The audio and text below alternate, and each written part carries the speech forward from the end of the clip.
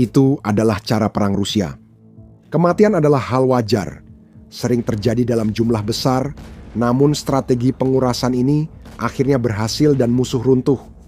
Strategi yang telah lama digunakan Vladimir Putin sejak menginvasi Ukraina, namun tidak berhasil.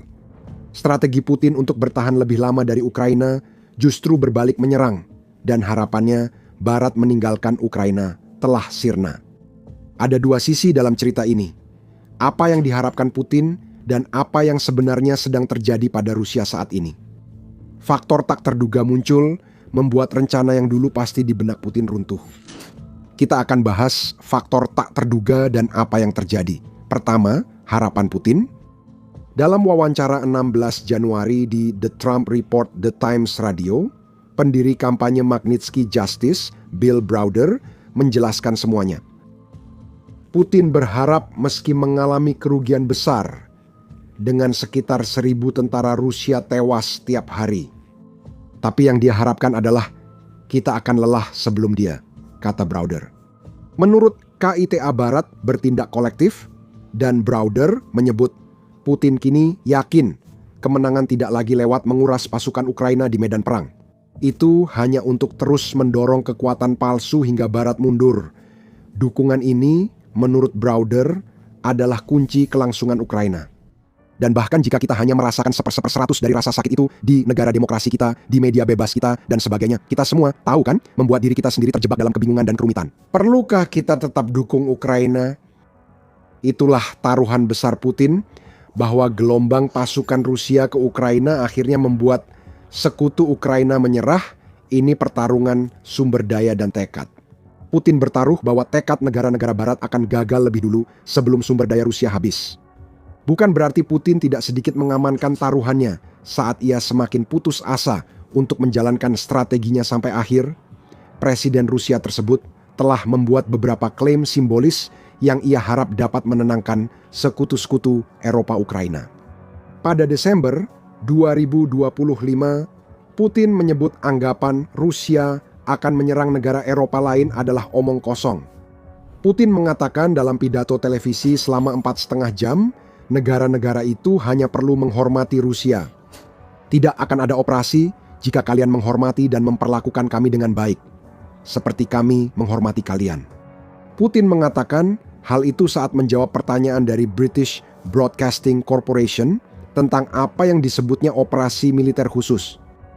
Rasa hormat di sini artinya biarkan kami bertindak di Ukraina, maka tidak akan ada masalah. Putin tampaknya tidak sadar tindakan Rusia di Ukraina jadi alasan utama Barat kolektif mendukung negara itu hingga kini. Kata-kata ini bisa dianggap sebagai upaya merayu pihak di Eropa yang merasa perang Ukraina terlalu lama dan menguras sumber daya mereka. Putin berharap strateginya berhasil dan punya alasan untuk percaya itu. Bagi sebagian orang, respons Barat terhadap invasi Putin ke Ukraina sejak awal dianggap kurang dan baru sekarang mendekati level yang seharusnya dicapai 4 tahun lalu. Salah satu orang yang memiliki pendapat tersebut adalah Bohdan Nihilo, yang menulis sebuah artikel untuk The Kiev Post pada 17 Januari, di mana dia berpendapat bahwa keterlambatan dalam kebijakan meredakan adalah alasan mengapa hal itu terjadi. Rusia berhasil melancarkan serangan udara musim dingin yang membuat ribuan warga Ukraina tanpa listrik dan pemanas. Nihilo menyinggung pertahanan udara yang sudah lama diminta Ukraina. Permintaan ini disambut dengan ragu, penundaan, dan kekhawatiran politik. Para pemimpin Barat, khususnya di Washington, khawatir memprovokasi Moskow dan terlihat terlalu terlibat. Mereka mengirimkan Javelin dan HIMARS yang membantu tetapi tidak bisa menghentikan serangan terus-menerus dari rudal dan drone Rusia yang diluncurkan dari kejauhan. Nihilo berpendapat, mungkin kamu benar soal Putin. Keraguan Barat, terutama Amerika Serikat, untuk mengambil risiko eskalasi perang membuatnya masih punya peluang. Teruskan saja, itulah mantra Putin saat ini. Barat akan tetap takut dan pada akhirnya akan menyerah, dan ketika itu terjadi, Ukraina akan siap untuk direbut. Tentu saja, ancaman, bujukan, bahkan upaya menenangkan ketakutan yang diciptakan Putin sendiri, semuanya memiliki motif tersembunyi. Pendekatan Putin pada pembicaraan damai terlihat jelas. Meski sering bicara soal perdamaian, menurut Dewan Atlantik pada November, Putin justru terus meningkatkan upaya menghapus Ukraina. Media menyoroti tindakan Rusia di wilayah Ukraina yang diduduki, mengklaim rezim teror berlangsung terhadap warga sipil. Di selatan dan timur Ukraina, simbol kenegaraan dan budaya Ukraina dihapus dan diganti kampanye Rusifikasi, meski Ukraina telah lepas dari Soviet lebih dari 3 dekade lalu. Putin tidak mau damai, dia ingin Eropa seperti saat dia masih di KGB. Itu berarti klaim apapun bahwa dia akan berhenti di Ukraina harus diterima dengan sangat skeptis. Begitu skeptisnya hingga bisa membuat tekanan darah Anda melonjak tinggi. Strateginya sekarang sama seperti yang selalu dilakukan. Mengalahkan musuh dengan bertahan lebih lama. Kini, Putin lebih memandang Barat, terutama Eropa, sebagai musuh yang harus dikalahkan dengan bertahan lebih lama, bukan Ukraina. Menyerah adalah skenario impian Putin. Ada kemungkinan, meski kecil, faktor tak terduga yang akan kita bahas di video ini bisa membantunya mewujudkan impian itu. Di banyak negara Barat, rencana Putin telah gagal. Selain beberapa pihak mundur, banyak sekutu terkuat Ukraina justru memperkuat dukungan mereka. Ini yang kita lihat sejak Januari 2026. Pada 16 Januari Ukraina dan Inggris menandai peringatan pertama kemitraan bersejarah mereka selama 100 tahun. Untuk memberi pesan tegas pada Putin bahwa Inggris akan tetap dukung kedaulatan Ukraina bahkan setelah Presiden Rusia itu tiada. Janji 20 juta pound, sekitar 26,99 juta dolar, diberikan untuk mendukung keamanan energi Ukraina pada hari yang sama. Menjadikan ini setidaknya satu kemitraan yang tampaknya sangat kokoh yang tidak bisa diusik oleh Putin. 10 hari sebelum peringatan itu, Deklarasi Paris diumumkan. Deklarasi ini merupakan kesepakatan Inggris, Amerika Serikat, dan koalisi yang bersedia yang dipelopori Inggris dan Prancis. Memberikan jaminan keamanan kuat bagi Ukraina pasca perang, selain menjanjikan pasukan multinasional dan mekanisme verifikasi serta pemantauan gencatan senjata yang dipimpin Amerika Serikat.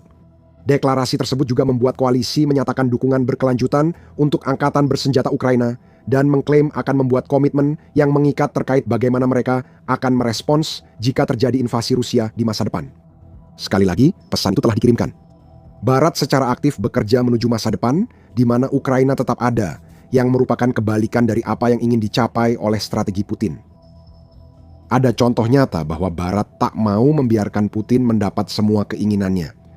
Pada Januari, sekutu Ukraina menyita 3 kapal armada bayangan Rusia.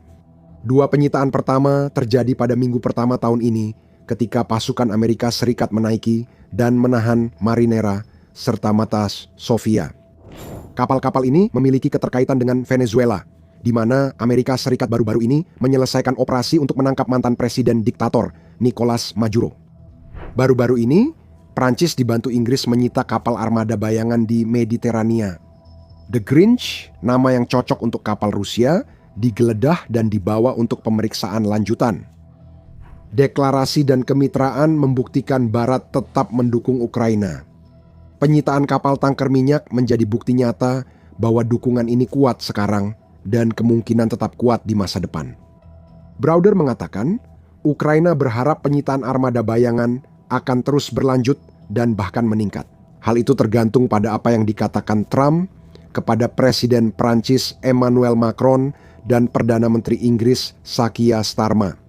Menyerang armada bayangan Venezuela yang kebetulan juga tumpang tindih dengan armada bayangan Rusia, Putin kembali dipermalukan, ujar Browder. Kita juga tidak mendengar pengumuman Trump mengambil alih kapal armada bayangan Rusia yang tak terkait Venezuela, tambahnya. Dukungan armada bayangan Amerika Serikat bisa bersyarat tergantung menguntungkan kebijakan Amerika Serikat atau tidak. Putin akan melihat semua contoh dukungan yang ingin ia lemahkan ini, yang telah terjadi hanya dalam waktu lebih dari 3 minggu di tahun baru, dan melihat bahwa strategi besarnya tidak berjalan seperti yang ia inginkan. Strategi ini fokus pada pengikisan, sumber daya Rusia melawan tekad Barat. Seperti sebelumnya, tekad Barat tampak masih kuat. Yang benar-benar akan menyakiti Putin dan mungkin tak pernah diduga adalah strategi yang fokus pada kekuatan sumber daya Rusia, tapi mengabaikan dampak perang Ukraina bagi rakyat Rusia. Dampak tersebut sangat merusak dan tiap hari makin mendorong Rusia ke jurang kehancuran. Mari kita mulai dengan kontribusi Ukraina sendiri terhadap upaya penutupan armada bayangan tersebut. Sekarang, ada satu orang yang menangani armada bayangan dengan caranya sendiri yang unik, dan orang itu adalah Volodymyr Zelensky, kata Browder sebelum menambahkan. Dan dia secara sistematis melumpuhkan kapal-kapal ini saat mereka berlayar ke Laut Hitam, dan terkadang melakukannya di luar Laut Hitam. Kampanye Ukraina melawan armada bayangan tampak lebih efektif daripada sekutunya. Akhir November, drone Ukraina menyerang 2 kapal tanker minyak Rusia di Laut Hitam. Kiev Post melaporkan Ukraina melakukan sekitar 6 serangan terarah pada kapal di Laut Hitam beberapa bulan lalu. Banyak serangan terjadi di perairan internasional atau pelabuhan. Ada serangan-serangan lain sejak itu, tetapi Ukraina telah menunjukkan bahwa mereka lebih dari mampu melakukan apa yang sekutunya tidak mau atau tidak bisa lakukan dengan serangan-serangan ini. Sekali lagi, ini adalah perang habis-habisan. Kapal armada bayangan yang tidak bisa berlayar adalah kapal yang tidak bisa digunakan Rusia untuk menjual minyaknya. Ngomong-ngomong soal minyak, Ukraina juga telah menyerang armada bayangan secara tidak langsung dengan menargetkan fasilitas minyak Rusia secara besar-besaran. Pada 2025, Ukraina mempercepat serangan jarak jauh ke kilang minyak dan infrastruktur Rusia. Dampak dari kampanye ini sangat luar biasa. Bulan November, Institut Intelijen dan Keamanan Bloomsbury mencatat sekitar 55% kilang minyak Rusia telah diserang Ukraina sejak serangan pertama pada Juni 2022. Tahun 2025 menjadi puncaknya. Ukraina telah menutup 20% kapasitas penyulingan Rusia dan melakukan 48% lebih banyak serangan sukses ke kilang minyak dibanding 2024, klaim Institut Intelijen dan Keamanan Bloomsbury. Strategi ini punya logika sederhana. Institut Intelijen dan Keamanan Bloomsbury menyatakan sekitar 30% anggaran tahunan Rusia berasal dari penjualan minyak dan gas. Kontribusi anggaran saat ini didukung armada bayangan. Jadi logikanya, Ukraina dan sekutu baratnya menyingkirkan kapal-kapal armada bayangan melalui serangan atau penyitaan. Ukraina juga menyerang produk di kapal-kapal itu, membuat kapal lain di armada bayangan otomatis tak berguna. Selain menyerang kilang, Ukraina juga menargetkan fasilitas penyimpanan minyak mentah. Pada serangan Januari di Laut Kaspia, Ukraina juga menyerang rig minyak Rusia. Serangan ini membuat pasokan minyak mentah Rusia ke kilangnya terendah dalam 15 tahun. Menurut artikel oilprice.com, 20 Januari, pemrosesan minyak mentah turun 1,7% pada 2025 dibandingkan tahun sebelumnya, akibat berkurangnya ketersediaan minyak mentah. Rusia menyebut pemeliharaan tak terjadwal sebagai alasan penurunan ini, padahal sebenarnya fasilitas minyak kami terbakar akibat Ukraina. Jika Anda mulai bertanya-tanya bagaimana semua masalah minyak ini berkaitan dengan strategi Putin untuk membuat dukungan Barat terhadap Ukraina berkurang, semuanya bermuara pada Ukraina yang menunjukkan bahwa mereka memiliki kemauan untuk bertarung. Apakah kemauan lagi-lagi menjadi kelemahan Putin? Apa yang dia coba gambarkan sebagai pertempuran tanpa harapan bagi Ukraina di benak kolektif Barat? Perang ini sangat mahal bagi Rusia, sehingga dengan dukungan terus-menerus, Ukraina bisa bertahan lebih lama dari Rusia. Selain itu, apa yang terjadi pada minyak Rusia adalah contoh bagaimana Putin perlahan-lahan kehilangan salah satu sumber daya yang dia butuhkan agar strategi perangnya berhasil. Minyak bukan satu-satunya sumber dayanya yang hilang. Seperti dicatat Browder, banyaknya kematian di militer Rusia menunjukkan sumber daya mereka terus terkuras. Putin telah mengirim sekitar 1,2 juta pria muda yang menurut statistik Ukraina tewas atau cacat permanen akibat perang ini, kata Browder. Itu jumlah orang yang sangat banyak, maksud saya, itu jumlah orang yang sulit dibayangkan, tambahnya. Kementerian Keuangan Ukraina menyatakan jumlahnya naik jadi lebih dari 1,23 juta sejak wawancara Browder. Browder secara pribadi menyarankan bahwa banyak orang di Rusia ingin kematian massal rekan sebangsa mereka dihentikan. Hanya untuk memastikan bahwa masih ada orang Rusia yang tersisa setelah perang Putin berakhir, orang-orang yang sama juga dipaksa untuk menghadapi dampak dari kebrutalan yang dialami oleh tentara Rusia. Militer Rusia mengirim tentara secara bergantian masuk dan keluar Ukraina. Mereka juga memiliki tentara yang bekerja di bawah kontrak yang memungkinkan mereka pulang ke rumah jika berhasil melewati masa tugas mereka di Ukraina dalam keadaan hidup. Sekelompok pria yang terpapar sisi terburuk kemanusiaan, sering oleh komandan dan rekan mereka, menciptakan situasi meningkatnya kejahatan kekerasan di Rusia. Browder menyatakan hal ini seharusnya sudah diduga. Tentara Rusia yang kembali telah dilatih, meski seringkali buruk, untuk membunuh dan melukai orang Ukraina. Mereka juga menyaksikan banyak teman dan rekan hancur tiba-tiba di medan perang. Mereka yang mengalami kerusakan psikologis, jika selamat dari pertempuran, akan kembali dan melakukan hal serupa di Rusia, kata Browder. Jika kita melihat melewati hiperbola, kita bisa melihat bahwa Browder punya poin. Laporan Moscow Times Desember 2025 mencatat tentara Rusia yang kembali terkait lebih dari 1.000 kasus pembunuhan dan cedera selama 4 tahun perang Ukraina. Perlu diingat bahwa statistik ini berkaitan dengan sejumlah kecil tentara yang sejauh ini telah kembali. Jika perang selesai besok, sekitar 695.000 tentara akan pulang. Sebagian akan membawa kebrutalan mereka kembali ke rumah. Ironisnya, ini justru membuat lebih banyak tenaga kerja yang disebut Putin sebagai sumber daya hilang akibat kematian dan cedera di Rusia. Dan meskipun semua yang telah dihabiskan dan benar-benar hilang oleh Putin dalam apa yang disebut operasi militer khususnya, Ukraina masih bertahan.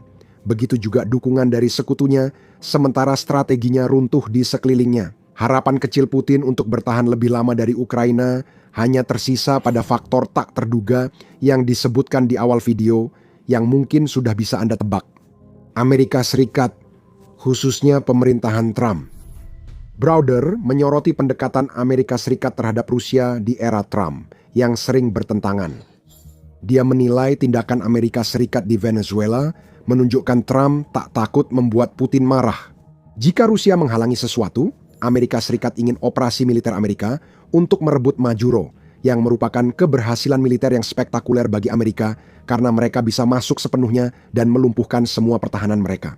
Tangkap diktator, diktator tidak sah dari rezim nakal, tangkap dia dan tidak kehilangan satupun nyawa orang Amerika. Itu kekuatan yang diinginkan Putin, tapi 4 tahun perang membuktikan dia tak memilikinya. Pesan sudah dikirim, tapi belum pasti.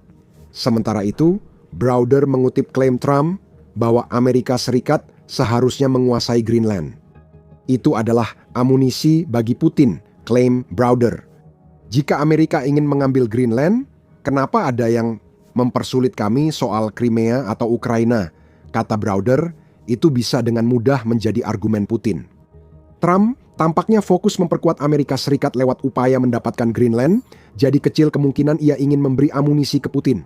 Namun, ada unsur kemunafikan di situ.